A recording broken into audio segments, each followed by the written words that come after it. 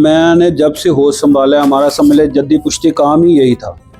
और जब से इसके ऊपर बैन लगा तकरीबन को 25 साल बाद हमने ये काम जो है ना बसंत की इजाज़त मिली, और 25 साल बाद ही हम ये काम कर रहे हैं।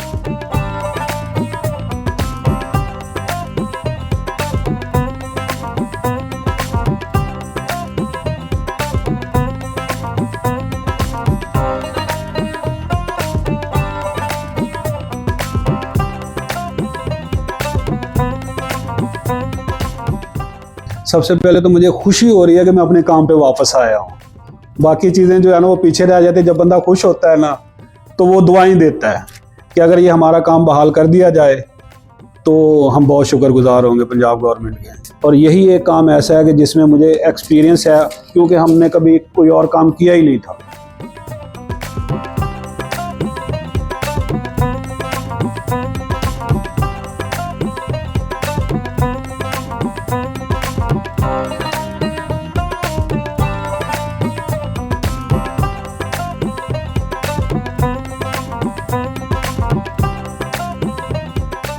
जितना टाइम दिया ना इन्होंने मेकरों को, उस टाइम में गुड्डी बननी नहीं, गुड्डी मिलनी नहीं कहीं से।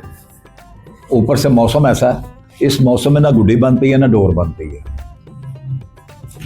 इसके लिए टाइम चाहिए था, कम से कम 1 साल चाहिए था मेकिंग के लिए। ये हमारा काम था, लाहौर का कल्चर था। लाहौर का कल्चर सारे पाकिस्तान से, पूरे पंजाब से गुड्डी बन के लाहौर में आगे बिकती थी। अब लाहौरिये देख रहे हैं कहाँ से गुड्डी लें। इसको लीगल करें।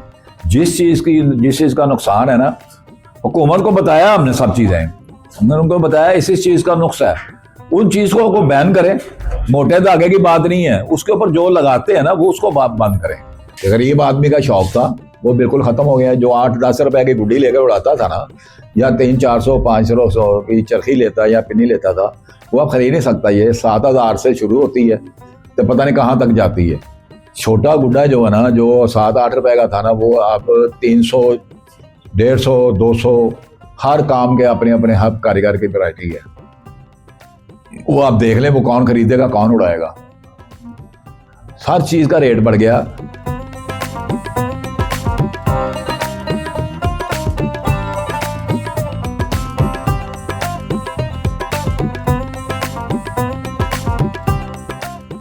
दाती डोर कोई भी नहीं है, केमिकल वाली डोर जरूर है। केमिकल नायलॉन को समझते हैं कि केमिकल नायलॉन भी नहीं, गर्दन काटती।